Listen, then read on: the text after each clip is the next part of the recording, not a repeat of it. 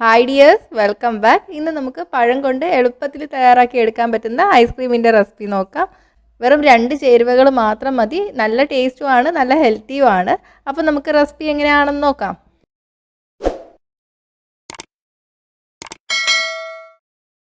അപ്പോൾ ഐസ്ക്രീം തയ്യാറാക്കാൻ വേണ്ടിയിട്ട് ഞാനിവിടെ നന്നായിട്ട് പഴുത്ത 5 രസകദളി പഴമാണ് എടുത്ത് വെച്ചിരിക്കുന്നത്.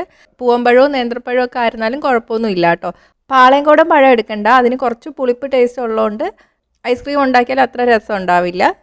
ഇനി നമുക്കിതിൻ്റെ തോല് കളഞ്ഞിട്ട് ചെറിയ കഷ്ണങ്ങളാക്കി എടുക്കാം. പഴം നന്നായിട്ട് പഴുത്തു പോകുമ്പോൾ എടുത്ത് കളയാതെ ഇതുപോലെ ഉണ്ടാക്കിയാൽ മതി. അപ്പോൾ ഇതാ ചെറിയ കഷ്ണങ്ങളാക്കി എടുത്തിട്ടുണ്ട്.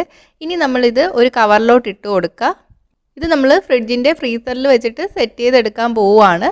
അപ്പോൾ പെട്ടെന്ന് സെറ്റായി വരാൻ വേണ്ടിയിട്ടാണ് ഇതുപോലെ കവറിൽ ഇട്ട് കൊടുത്തത്. പാത്രത്തിൽ ഇട്ടിട്ട് ഫ്രീസറിലോട്ട് വെച്ചാൽ പെട്ടെന്ന് സെറ്റായി കിട്ടില്ല.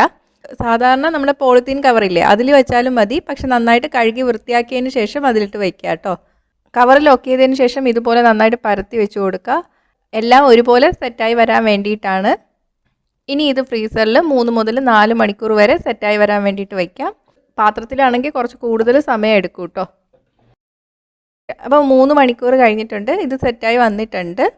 ഇനി നമുക്കിത് മിക്സിയുടെ ജാറിലോട്ട് ഇട്ടിട്ട് അരച്ചെടുക്കാം. അപ്പോൾ മിക്സിയുടെ ജാറിൽ ഇട്ടിട്ടുണ്ട്. ഇതിപ്പോൾ ഐസ് പോലെയാണ് ഇരിക്കുന്നത്. അപ്പോൾ പെട്ടെന്ന് അരഞ്ഞ് കിട്ടില്ല. കുറച്ചൊന്ന് നിർത്തി അരച്ചെടുക്കുക. വെള്ളമൊന്നും ചേർക്കരുത്. അപ്പോൾ അതാ നല്ല ക്രീം പോലെ അരച്ചെടുത്തിട്ടുണ്ട്. അപ്പോൾ നിങ്ങൾ ഡയറ്റിലൊക്കെ ആണെങ്കിൽ ഇതാണ് നിങ്ങളുടെ ഐസ്ക്രീം. ഇതിൽ നമ്മൾ വേറെ ഒന്നും ചേർത്തിട്ടില്ല. നല്ല ടേസ്റ്റുമാണ്. ഇനി നമുക്ക് ഇതിലോട്ട് ചേർക്കേണ്ടത് മിൽക്ക് മെയ്ഡാണ്. ഞാനിവിടെ 1 കപ്പ് മിൽക്ക് മെയ്ഡാണ് ചേർത്ത് കൊടുക്കാൻ പോകുന്നത്. അപ്പോൾ ആദ്യമേ 1 കപ്പ് മിൽക്ക് മെയ്ഡ് ചേർക്കേണ്ട. ആദ്യം നമുക്ക് 1/2 കപ്പ് മിൽക്ക് മെയ്ഡ് ചേർത്തിട്ട് അരച്ചെടുക്കാം. എന്നിട്ട് 1/2 കപ്പ് കൂടി ചേർത്ത് കൊടുക്കാം. ഇനി ബാക്കിയിരിക്കുന്ന 1/2 കപ്പ് കൂടി ചേർത്ത് കൊടുക്കാം. ഞാൻ എടുത്തിരിക്കുന്ന കപ്പ് 240 ml ആണ്. നല്ല പഴുത്ത പഴം ആയതുകൊണ്ട് നല്ല മധുരമുണ്ട്. പിന്നെ മിൽക്ക് മെയ്ഡിൽ തന്നെ മധുരമുണ്ട്. അതുകൊണ്ട് വേറെ പഞ്ചസാരയൊന്നും ചേർക്കേണ്ട ആവശ്യമില്ല. ഇനിയിപ്പോൾ ഉണ്ടാക്കി കഴിഞ്ഞതിന് ശേഷം നിങ്ങളൊന്ന് ടേസ്റ്റ് നോക്കുക. മധുരം കുറവാണെന്ന് തോന്നിയാൽ കുറച്ച് പൊടിച്ച പഞ്ചസാര ചേർത്തിട്ട് നന്നായിട്ടൊന്ന് ബ്ലെൻഡ് ചെയ്തെടുത്താൽ മതി കേട്ടോ. അപ്പോൾ നമ്മുടെ ഐസ്ക്രീം റെഡി ആയിട്ടുണ്ട്. അപ്പോൾ ഇതിലോട്ട് ഞാൻ വാനില എസൻസ് ഒന്നും ചേർക്കണില്ല. അതുകൊണ്ട് പഴത്തിൻ്റെ ടേസ്റ്റ് തന്നെ ആയിരിക്കും. അപ്പോൾ നിങ്ങൾക്ക് വേണമെങ്കിൽ 1/2 ടീസ്പൂൺ വാനില എസൻസ് കൂടി ചേർത്ത് കൊടുക്കാം. അപ്പോൾ നമ്മുടെ ഐസ്ക്രീം റെഡി ആയിട്ടുണ്ട്. ഇങ്ങനെ തന്നെ വേണമെങ്കിൽ നമുക്ക് കഴിക്കാം. നമ്മൾ സാധാരണ ഐസ്ക്രീം ഫ്രിഡ്ജിൻ്റെ പുറത്ത് വയ്ക്കുമ്പോൾ കുറച്ചൊന്ന് അലിഞ്ഞു വരില്ലേ, അതേ രൂപത്തിലാണ് ഇപ്പോൾ ഇരിക്കുന്നത്. അപ്പോൾ നന്നായിട്ട് സെറ്റായിട്ടിരിക്കണമെങ്കിൽ ഒരു പാത്രത്തിലോട്ട് നമുക്കിത് ഒഴിച്ചു കൊടുക്കാം. ഇനി ഇത് അടച്ചിട്ട് ഫ്രീസറിൽ 6 മണിക്കൂർ സെറ്റായി വരാൻ വേണ്ടിയിട്ട് വയ്ക്കാം.